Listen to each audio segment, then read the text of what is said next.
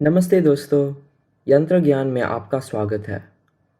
पिछले वीडियो में हमने मोटर्स के बारे में बात की। आज के इस वीडियो में हम एक और इंटरेस्टिंग टॉपिक के बारे में जानेंगे, स्विचेस।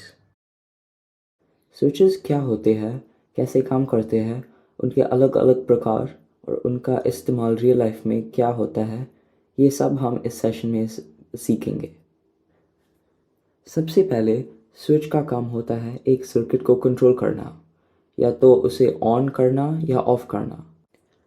स्विच एक इलेक्ट्रिकल कंपोनेंट होता है जो करंट के फ्लो को बंद या चालू करने का काम करती है।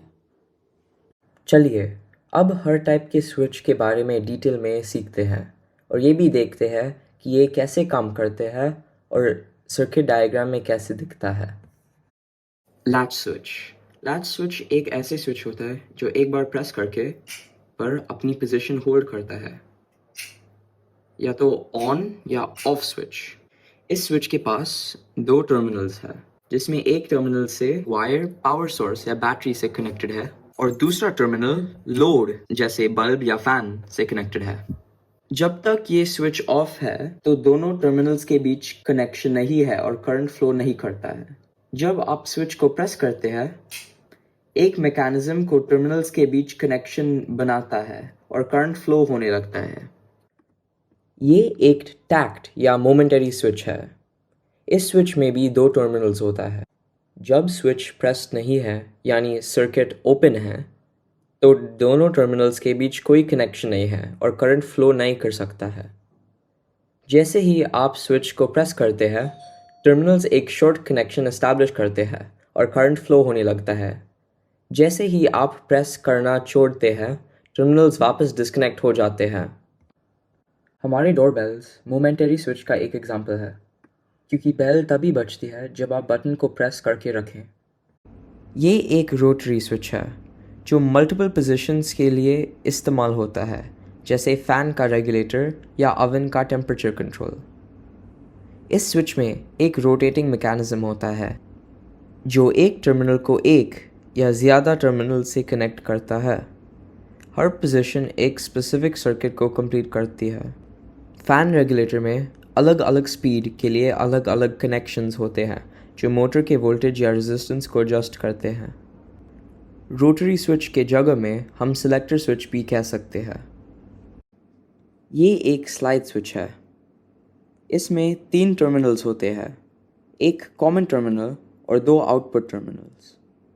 स्लाइडर के पोजीशन के हिसाब से कॉमन टर्मिनल एक आउटपुट टर्मिनल के साथ कनेक्टेड है और दूसरा डिसकनेक्टेड है। इसका मतलब है कि आप एक ही स्विच के ज़रिए दो अलग अलग लोड्स के बीच टॉगल कर सकते हैं। उदाहरण के रूप में, अगर एक टर्मिनल एक ग्रीन एलईडी और दूसरा टर्मिनल एक रेड एलईडी से कनेक्टेड है, तो स्लाइडर को स्लाइड करके आप ग्रीन और रेड एलईडी के बीच टॉगल कर सकते हैं। स्विचेस हमारे डेली लाइफ में हर जगह मिलते हैं, जैसे घर में टीवी, वॉशिंग मशीन और फ्रिज में मिल सकते हैं। गाड़ी का इग्निशन, हेडलाइट्स और हॉर्न के स्विच में मिल सकते हैं। कंप्यूटर्स, रिमोट्स और कंट्रोल पैनल्स में होता है और फैक्ट्रीज में मशीन के कंट्रोल सिस्टम्स में भी होता है। अब थोड़ा मज़ा करते हैं। मैं आपको एक स्विच का एप्लीकेशन बताऊंगा और आपको गेस करना है कि वो कौन सा टाइप का स्विच है। तैयार है? चलो शुरू करते हैं। कौन सा स्विच का इस्तेमाल होता है जब कार का इंजन स्टार्ट करने है? सही जवाब है लैच स्विच, क्योंकि कार स्टार्ट होने के बाद स्विच अपनी पोजीशन को होल्ड करता है। नंबर 2, जब आप डोरबेल बजाते हैं, कौन सा स्विच का इस्तेमाल होता है?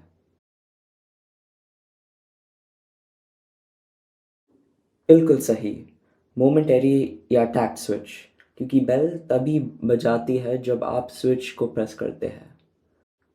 3, कौन सा स्विच के इस्तेमाल फ़ैन की स्पीड कंट्रोल में है? सही जवाब है रोटरी स्विच, जो मल्टीपल पोजीशंस के लिए यूज़ हो सकता है। और लास्टली, कौन सा स्विच आपके घर की लाइट्स के लिए यूज़ होता है? सही जवाब है लैच स्विच, जो ऑन और ऑफ पोजीशंस होल्ड करता है। स्विचेस आपको लोकल इलेक्ट्रॉनिक शॉप्स या ऑनलाइन प्लेटफॉर्म्स जैसे अमेज़न या फ्लिपकार्ट पर आसानी से मिल सकते हैं। एक सिंपल टैक्स स्विच की कॉस्ट 5 या 10 रुपए के लिए आसपास होता है, और लैच स्विच का या टॉगल स्विच थोड़ी महंगी हो सकती है, लगभग 20 या 30 रुपए तक। वीडियो का डिस्क्रिप्शन में मैंने एक लिंक रखा जो आप ज़रूरी देखनी चाहिए अगर आपको स्विच खरीदना है। तो दोस्तों, स्विचेस हर सर्किट और मशीन का एक हिस्सा होता है, और आज हमने स्विचेस की प्रकार, काम और रियल लाइफ एप्लीकेशंस के बारे में सीखा। वीडियो डिस्क्रिप्शन में मैंने एक स्विच का खरीदने वाला लिंक डाल दिया, और चैनल डिस्क्रिप्शन में हमारा वेबसाइट और पावर पॉइंट है जो आप ज़रूरी देखो। अगर आपको ये वीडियो पसंद आया हो तो प्लीज़ लाइक और सब्सक्राइब करना ना भूलिए। अपने दोस्तों के साथ शेयर करें ताकि ये इन्फॉर्मेशन ज़्यादा लोगों तक पहुंच सकते हैं और सबको मदद मिल सकते। अगली क्लास में हम हमारे पहले प्रोजेक्ट करेंगे। तब तक ये याद रखें, इलेक्ट्रॉनिक्स की दुनिया एक्सप्लोर करना मज़ेदार और यूज़फुल दोनों है। मिलते हैं अगले एपिसोड में। धन्यवाद।